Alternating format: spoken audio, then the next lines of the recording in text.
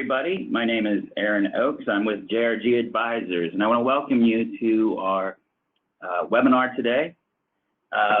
Today we're going to talk about some plan designs, including some FSAs, HRAs, and HSAs.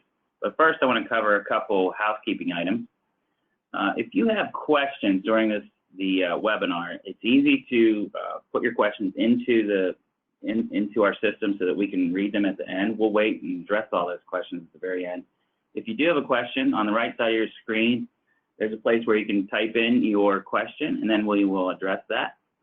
Also, about a week after this presentation, you'll receive an email, and it will also include the list of questions that were asked, the answers to those questions, and you will get a copy of the presentation itself. So no need to take copious notes. You will get a copy of this presentation. So as I said, today we're going to cover some complex things that can be confusing to a lot of clients and that we have out there in companies that we talk to. Three items are FSA, HRA, and HSA. They're their acronyms. They're all savings accounts, and they were created via legislation and IRS code to really facilitate tax advantages to saving money for your healthcare dollars or with your healthcare dollars. And oftentimes they're attached, at least two of these products are sometimes attached to a healthcare high deductible insurance product. But it's important to realize they are not part of the product itself. They're not part of the insurance. What they're part of is they're integrated into the product sometimes so that money can be funneled into tax advantage havens so that you can take advantage of that lower tax bracket and still pay for higher deductibles and things like that. So it's a little confusing, can be confusing. They've been out for some time. However, we have our partner, John Donovan. He is a representative from a company that we partner with called PrimePay, and he's going to cover a lot of the intricacies of these products and these ways that you can save money, basically, and save money for the future, and your employees can do that as well. So, and without further ado, I'd like to introduce John Donovan. Good morning, everyone. Thank you very much for that warm introduction, Aaron, and thank you everyone from JRG for having me this morning for this important topic. Everyone else on the line, thank you very much for taking some time out of your busy day to learn about these important money-saving strategies for employers and employees. Before I go on, can everyone see my screen? John, we're seeing your screen, but not the PowerPoint. Okay. That is why I asked.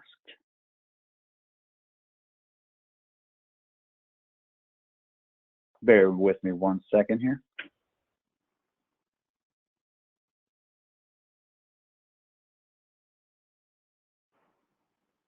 Okay, are we all set now? Yes, we are. All right, everyone. Well, thanks again for taking some time. Sorry about that technical slip there here, but as Aaron said, we're going to be having an important discussion today, talking about strategies to reduce, employer costs and strategies to increase the employee take-home pay. What we want to do is show you. I'm sorry, we're having technical difficulties again. Can you still see the PowerPoint? Yes, we can see it, John. Okay. So our goal today is to walk through three different options in addition to your medical plans that are going to help get more involvement with your employees, get them more engaged, understand their presence in today's industry, and also help with those costs from a premium standpoint, from a deductible standpoint, just an added value that you can add to the company and for the employees.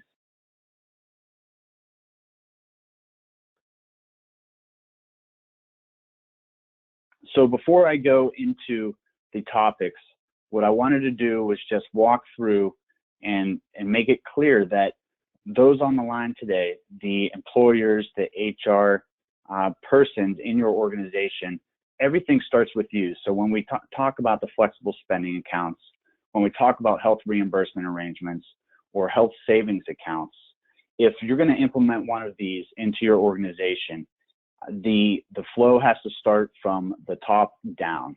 So you must believe it first. You must gauge your employees' interest, learn what they are concerned about, what would help them most. Most importantly, give the employees options, give them choices. Choice is good. It helps them think through what their medical expenses are and how these would actually help them.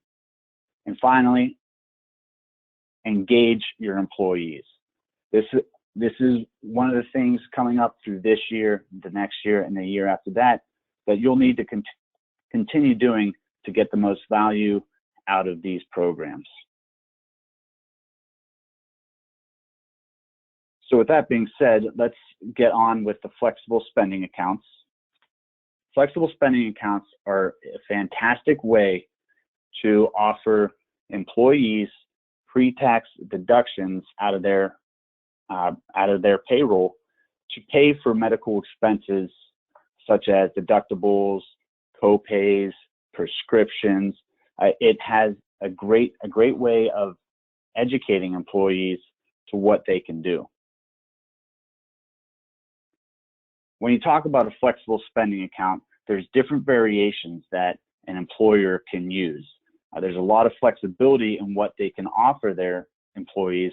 So the list below here is not comprehensive. It's more of an a la carte option, okay? So your premium only plan is a cafeteria plan or section 125 and just allows for those pre-tax deductions. Department daycare or dependent daycare, easy for me to say.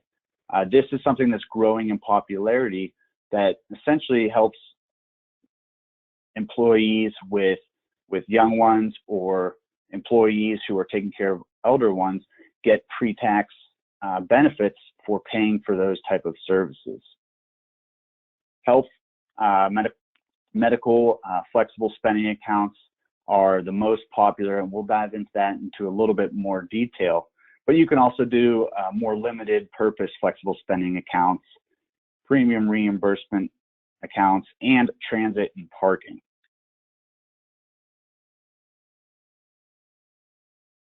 So when we're talking about the health flexible spending account, this again is something that an employer can contribute to, or the employee can contribute to, or both can contribute to. Most of the time we see that the employers allow the employees just to do their deductions themselves. For 2017, the maximum amount is $2,600 per year. And that amount would be deducted pre-tax through payroll for that employee.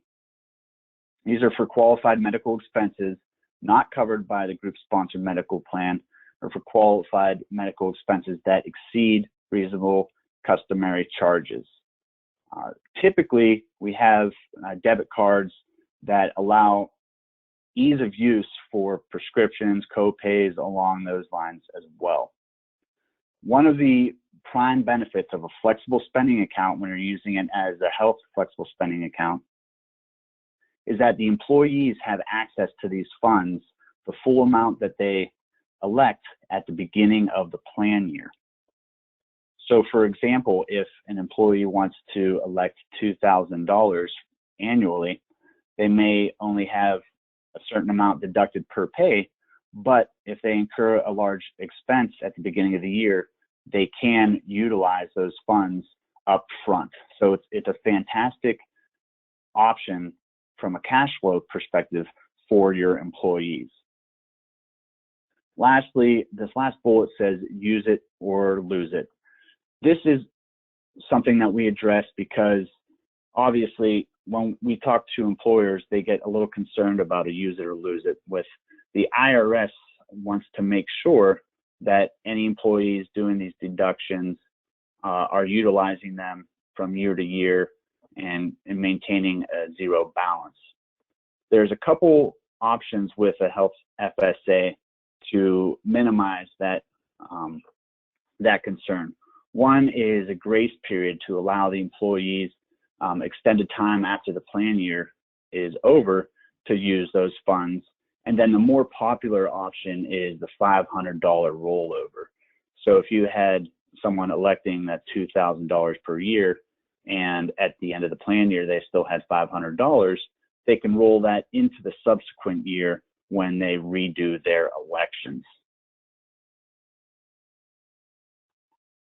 So going through the plethora of expenses that can be used with an FSA, and again, this is something that an employer can pick and choose on what they want the FSA to focus on. But here's a general list that we can go by. Out-of-pocket or over-the-counter medicines with a prescription, office co-payments, prescription expenses themselves, co-insurance, deductibles, teeth cleaning, x-rays, laboratory services, orthodontia, eye exams, prescriptions, contact lenses, dependent and adult daycare, even summer camps, and the bottom one is the FSAstore.com. Now, when we do enrollment meetings for the flexible spending account, which are extremely important in educating the employees on the flexible spending account, we always walk through the FSAstore.com a little bit, because going back to the use it or lose it, some people at the end of the year aren't really clear on the type of expenses that can be purchased with an FSA. So this next slide is just a snapshot of my shopping cart, just a few examples of what can be used for it. But if you go to the FSAstore.com, which if you're taking notes, I would write that down, you can type in typical expenses, and there's thousands upon thousands of products that can be purchased. And on this list, you can see, for a diabetic, you have blood glucose monitoring system. You have diapers, which I know a lot of new parents always are spending money on those. Sunscreen, a roller walker. These are all just examples of how you could use those funds for the FSA. So moving on to dependent daycare. Dependent daycare is a separate account that is an option as far as a flexible spending account. And the limit for that is $5,000 per family per year. Now, this acts differently than the health saving or health flexible spending account, because you don't have access to all of the funds at the beginning of the year, but you have them as they go. You can use these for pre-kindergarten, before and after school, day camps, expenses incurred after children reaches 13, even within the same plan year, are not reimbursable. Incapacitated dependents ages 13 or older that reside in the employee's household, this is something that can include adult daycare. One of the other things that you have to look at with this is the reason they offer this is that they want both spouses to be working. So any option for pre-kindergarten, day camps, they want to see that both spouses are maintaining a full job and that this is helping them maintain a full job. So it's an important note to take away from this. But either way, honestly, when we give our presentations, the feedback that we typically get is that $5,000 is fantastic, but it's not enough just because of the costs of daycare nowadays. So this is kind of a no-brainer for anyone who has employees that may be able to utilize this. And finally, we'll touch on parking and transit benefits. These are very helpful depending on your geography, depending on where your employees are coming and residing from. You can get $255 per month for qualified parking expenses, mass transit expenses. Again, this is something that's not as popular as the medical flexible spending account or the dependent daycare, but this is something that's an option that's definitely usable for some people in those areas.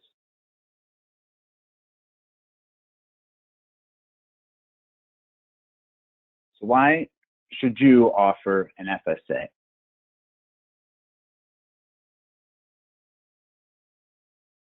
For participants, it equals engagement.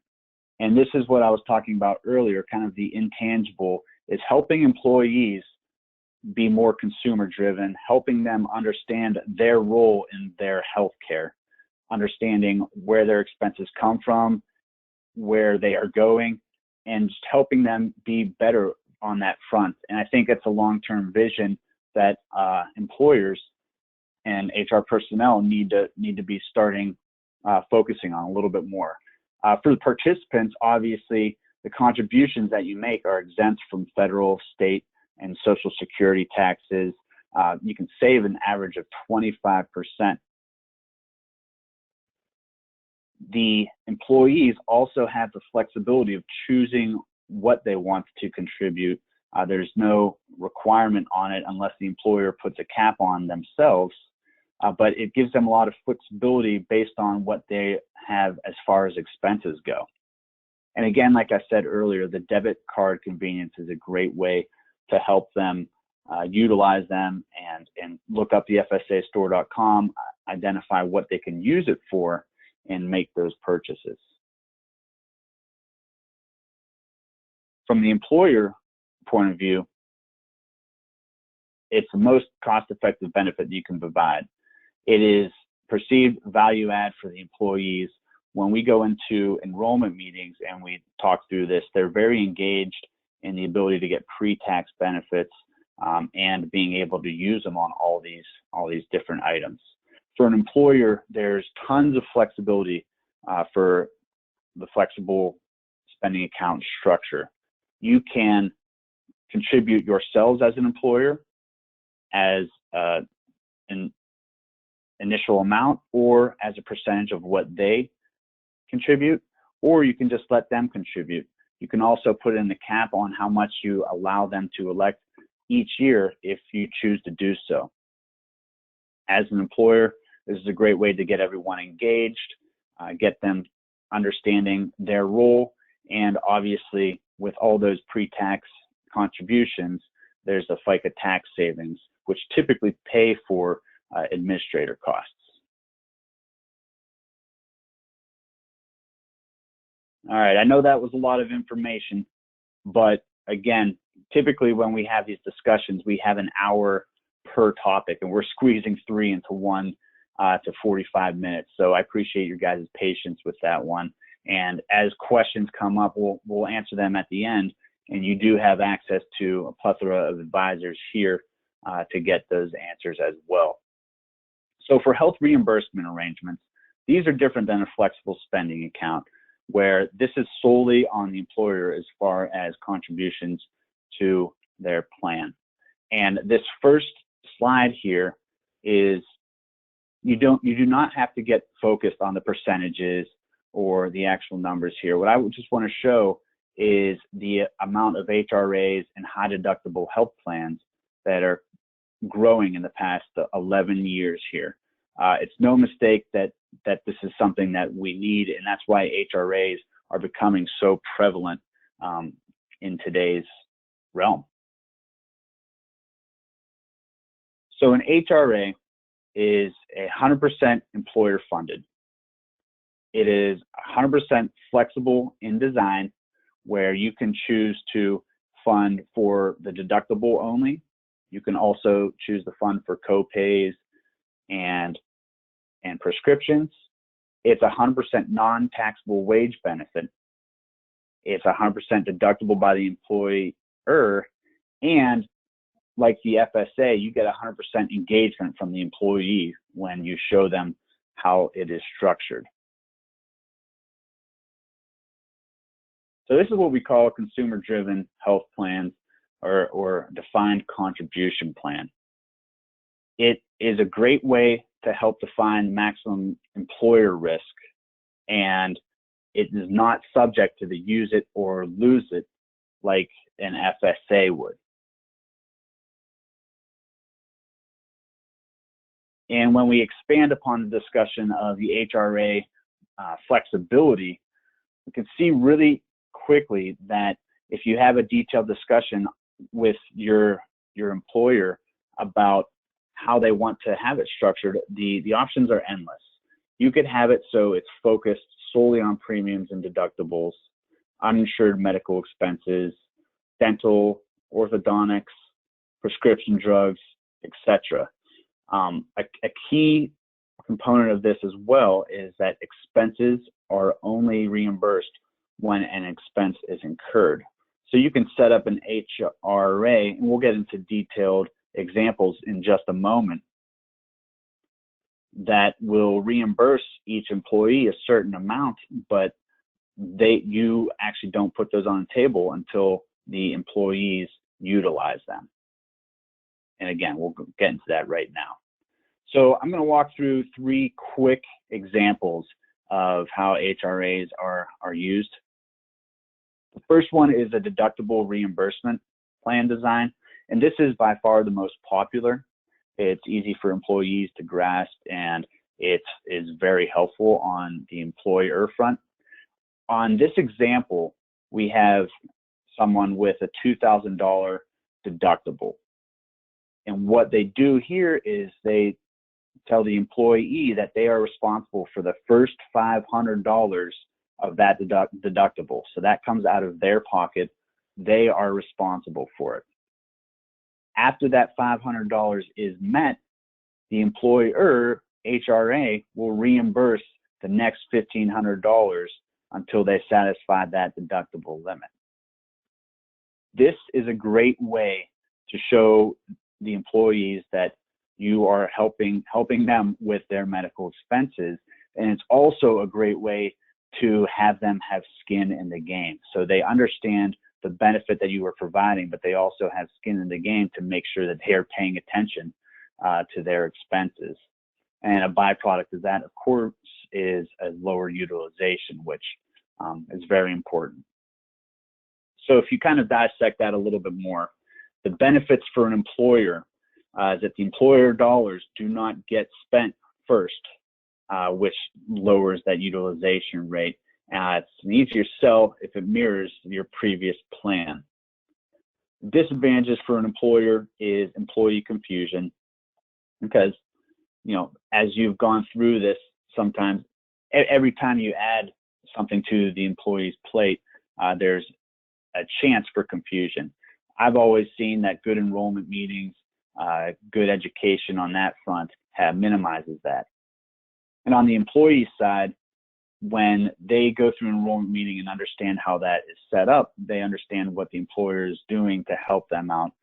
Their out-of-pocket costs are controlled, and you get a little bit more responsibility on their end, especially if they're responsible for the first portion of that deductible. Disadvantage there in these cases, again, is typically with understanding how the process works and making sure everything runs smoothly from that standpoint.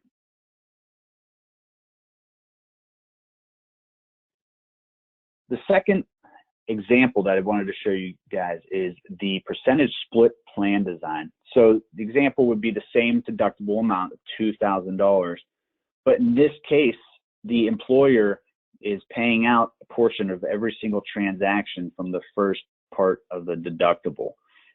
So it's, you know, it ends up being the same amount, basically, but the employer is taking a percentage of every single transaction, which is a different perspective from the employee.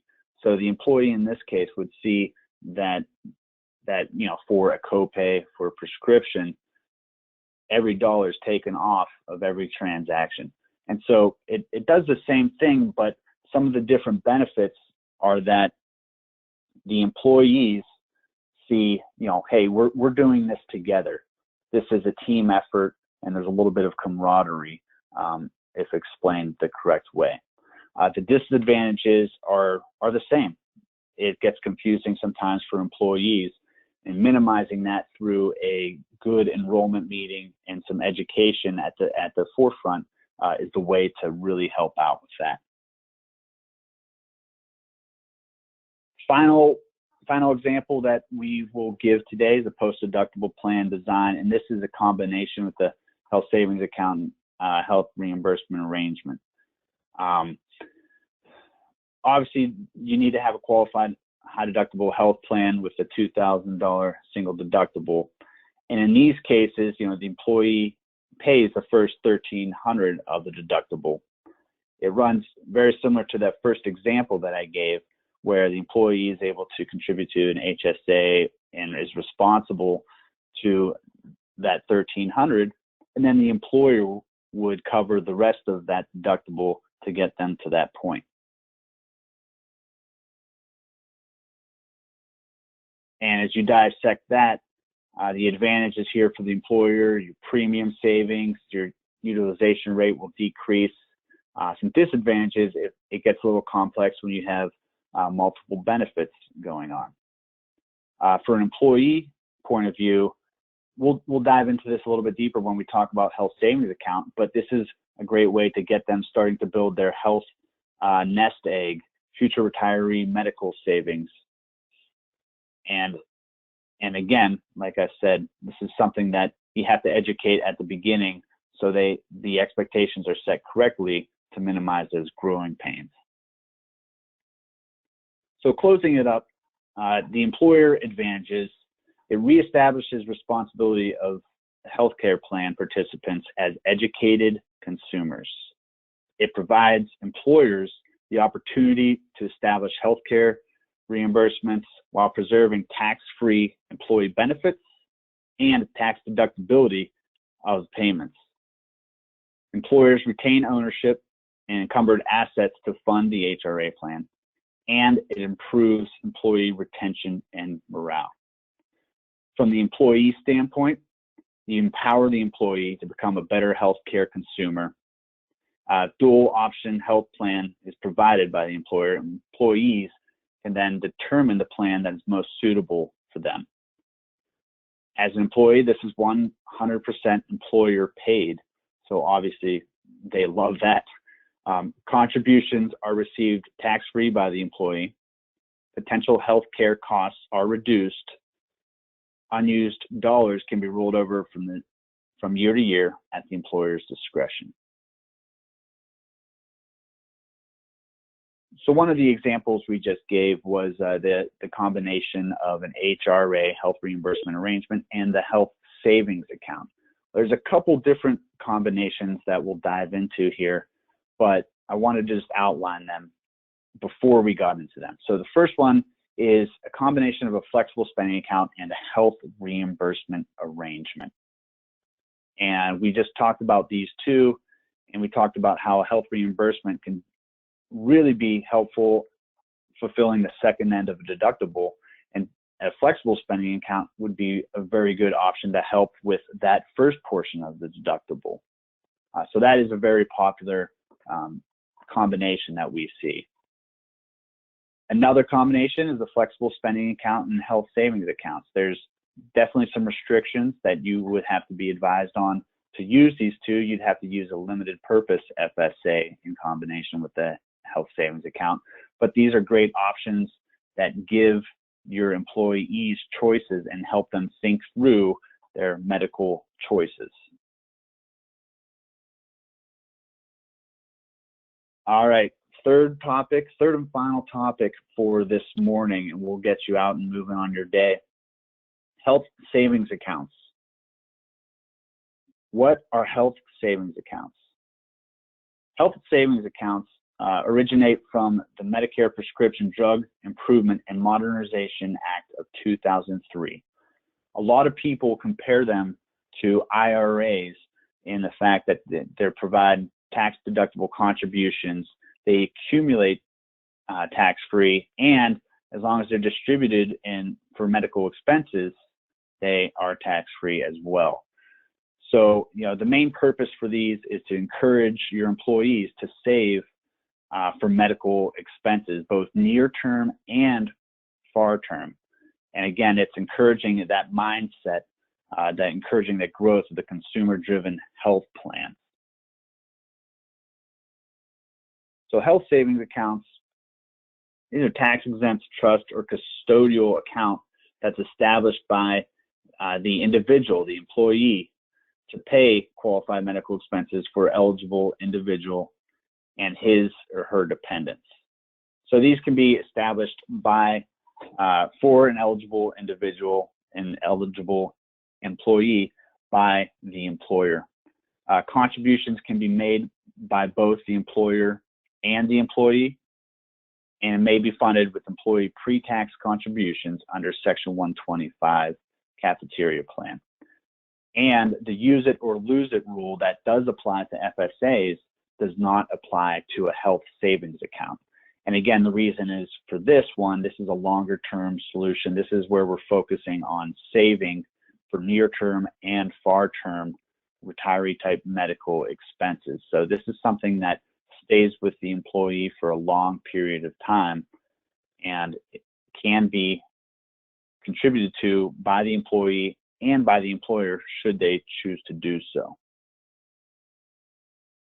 So a couple of restrictions here that are very important to point out. The individuals must be covered by a qualified high deductible health plan and not covered by another health plan that is not a high deductible health plan. Contributions cannot be allowed once an individual becomes eligible for Medicare, and they may not be claimed as a dependent on another person's tax. So typically, the qualified high deductible health plan for 2017, the annual minimum deductible of at least $1,300 for single coverage and $2,600 for family coverage applies. The combination of the deductible and other out-of-pocket expenses must not exceed $6,550 for single coverage and $13,100 for family coverage. So breaking it down into the difference between an FSA, which is a fantastic way to help with cash flow for an employee and for a bunch of their medical expenses, and the HSA, the question that comes to mind, the HSA question is to 401k or not 401k. That is the HSA question. The contribution limits for a health savings account for 2017 for an individual single coverage is $3,400, and for family coverage, is $6,750. And if you are between the ages of 55 and Medicare eligibility, there is catch-up contributions allowed of $1,000 annually. And one more note on that, the employer can contribute, and they can base their contributions on a percentage split. They can do a single amount, or they can do amount quarterly. It's very flexible with how you want to have it situated for your employees to incentivize them to save for their medical expenses.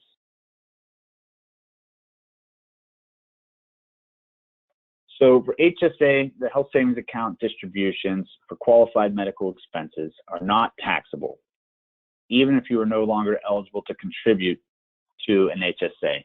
So this is great. So basically, you can save for years with a health savings account and continue to use those on those qualified medical expenses without any tax repercussions.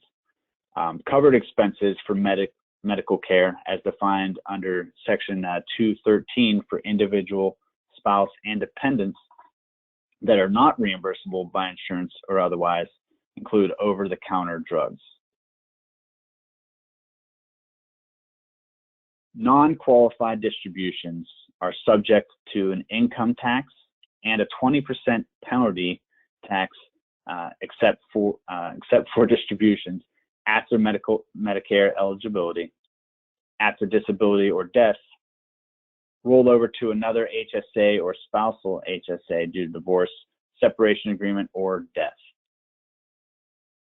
So kind of like your 401k, if you do need a rainy day fund, you do need to use your HSA funds for something other than a medical expense, you are able to do so. Just keep it in the back of your head that you will be paying that income tax and that 20% penalty. So a couple considerations and concerns.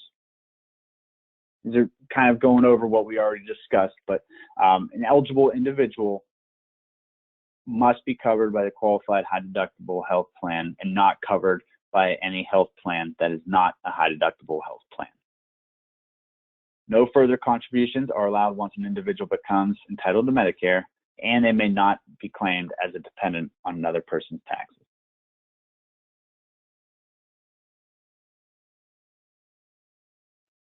So as we're tying this all together, all three of these options require the employer, the HR personnel to empower the employees, to educate them, to see how this is a benefit, and to get them to utilize it. The first thing I would say is communicate what your goal is to them, to get them to be more receptive, and keep it simple, because these are all new to the employers and the employees. So there is a learning curve associated with it that we need to be careful with. Remember how each plan works together with the flexible spending accounts and health reimbursement arrangements, the health reimbursement arrangements with a health savings account, and health savings account with the flexible spending accounts. And most importantly, when you're looking at these as added benefits for the employees, think about your long-term strategy and how they fit in. This is a great way to start getting the employees educated and moving towards a more consumer-based employee base. All right, so that wraps up the three components here. But before we exit, I wanted to take a few minutes to literally revisit all three of those, but put them together side by side to help everyone understand the differences. When I have discussions with clients, with employers about these, the acronyms get confusing, the limitations with each get confusing. And so I like to kind of just wrap it up with a side-by-side comparison. And I will have this document sent out with the JRG information after the fact as well. So this is just a quick slide to show the breakdown: flexible spending accounts, health reimbursement arrangements, and health savings accounts, and their difference in ownership. So I just wanted to walk through this to just summarize what we really had been talking about. Who owns the account with a flexible spending account? The employer does own the account, but the employee actually owns the funds that are in it. For an HRA, the employer is the one who owns the account. And for a health savings account, it's the employee, the individual. Who funds the account and how is it funded? With the flexible spending account, it is typically the employees that fund it, but the employer has the option to contribute in any way that they want. If they want to do a lump sum, or if they want to do a percentage, those are doable. Who funds the account for the HRA? It's the employer only. Employer only. And who funds the account for the health savings account? It's a combination of whatever the employer decides. It can be employee only, or employer only, or a combination of the two. And is there maximum elections? For flexible spending accounts for 2017, it's $2,600. And for the dependent daycare flexible spending account, it's $5,000. For the HRA, that is something that the employer decides based on plan design. And the maximum limits on the HSA we discussed earlier for individual single coverage is $3,400, and for family it's $6,750. What type of corresponding health plan is allowed and required? So the flexible spending account, you can use those general purpose FSAs under most qualified medical plans. Really the main hold up on this one, and the reason that we identify this, is the health savings accounts require a qualified high deductible health plan. And that's the main takeaway that you should take away from this top portion of the slide. Can the account funds be used for non-medical expenses? For flexible spending account, no. HRA, no. Health savings account, yes, you can. However, as we discussed earlier, Those non-medical expenses are subject to income tax and the 20% penalty.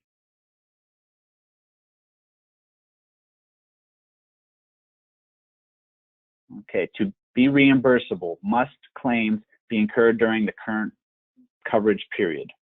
For flexible spending account and health reimbursement arrangements, yes. For a health savings account, they accrue over time as you are contributing to it, so the answer is no.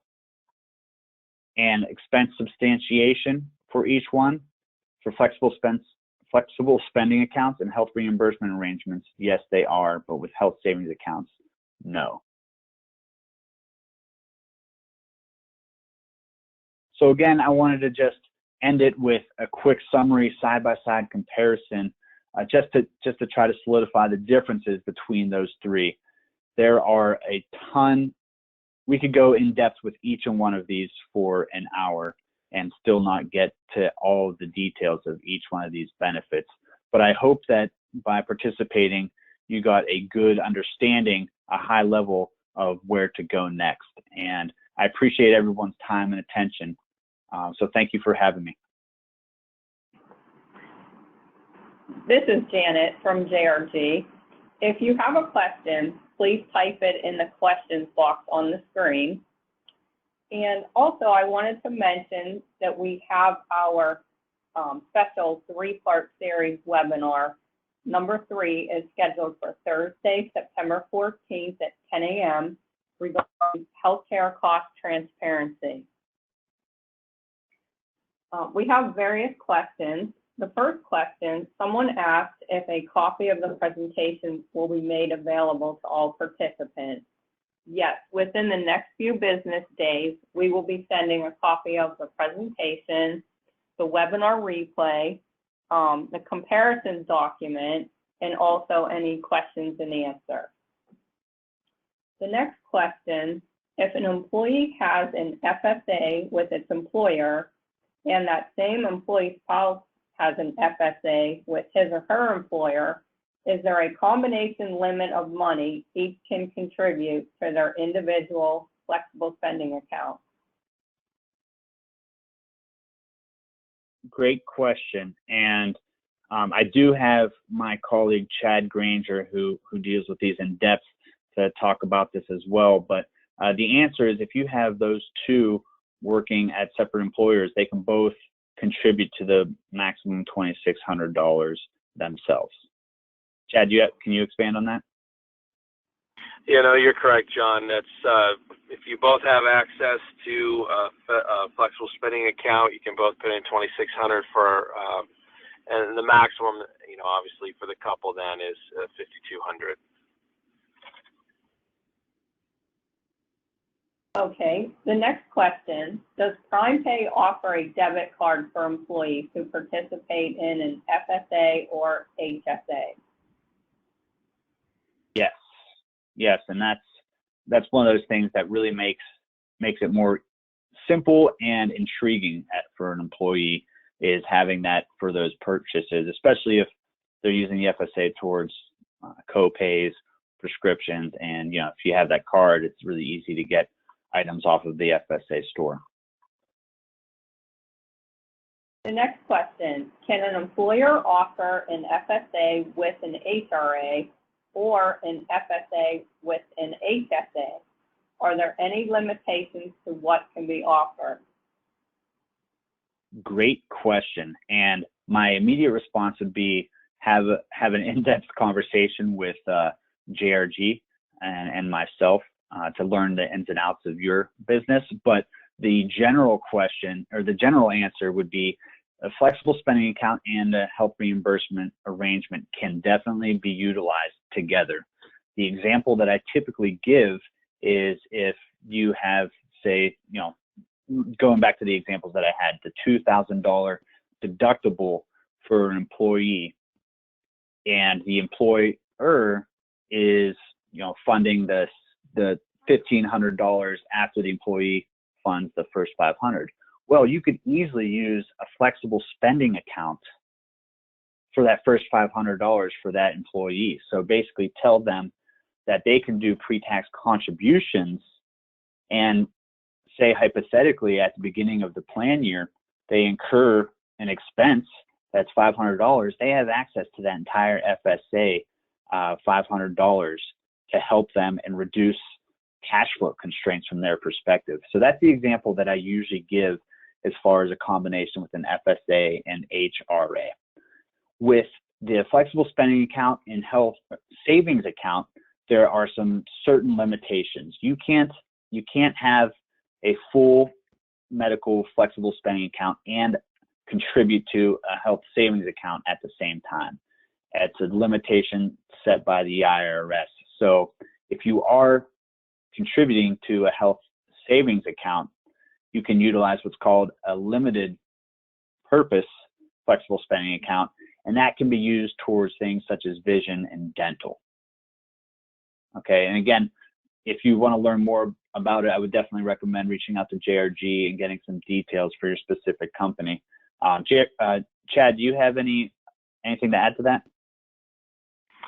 You went over that well, John. So you can do combination plans, like you said, and they enhance one another nicely. And you know, we would want to look at the plan design to make sure that administratively it makes sense and there's some simplicity to it, so the employees are not confused. But the nice thing also is that we have one card for both plans. So if you do a combination plan like an FSA and an HRA, you can pull funds out of it with one swipe, and it will pay out of the correct bucket of money. So the cards are very helpful in that regard. But you went through the limitations well, John. That's how it works. Okay, the next question, is it still required that an HSA can be only offered with a qualified high deductible health plan? Yes. That's an easy answer. Okay, the next question, when an employee contributes to an FSA but does not use the full amount contributed, is it a use it or lose it situation?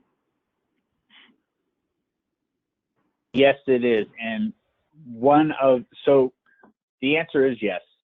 If an employee goes through the year and has a bulk amount in their FSA towards the end of the year, it's a use it or lose it situation. However, there's two options that employers can use to help employees maximize the amount of their contributions and minimize that use it or lose it. So the first one is basically a grace period where they allow employees to pull those funds over into the next year for a certain period of time to give them an extended time to use those funds. And the more popular option is the rollover. So you can roll over as much as $500 from your previous year into the next year of your FSA.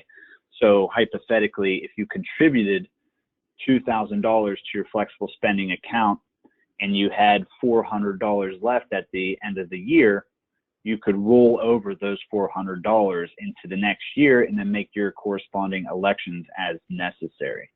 So it's a nice way to reduce the amount of use it or lose it. And when I go in and discuss with employees and employers about the use it or lose it, that is completely dependent on how educated or how much knowledge they have with the product. Because if you go through and you look at all the expenses that the flexible spending account can be used for, including the FSAstore.com, it is very often the case where you get to the end of the plan year, and if you have over that $500, you go on the FSAstore.com and there's items that you need and you purchase and you get, so you don't have to worry about the use it or lose it. I hope that answers the question. Okay, the next question, does PrimePay offer savings accounts for transportation, child daycare, and elder care? Yes, so the flexible spending account option that PrimePay offers it's all encompassing. So the employer can choose what they want to participate in, whether they want to just do the medical flexible spending account, if they want to also work into the dependent care, which includes the child daycare and adult daycare, or the transit. So they all are options for a flexible spending account. Okay, that's the end of the questions. I wanted to thank everyone for joining the webinar and to thank John and Chad from PrimePay. You did a wonderful presentation, and I hope everyone has a great day. Thank you, John. Thank you, everyone. Welcome.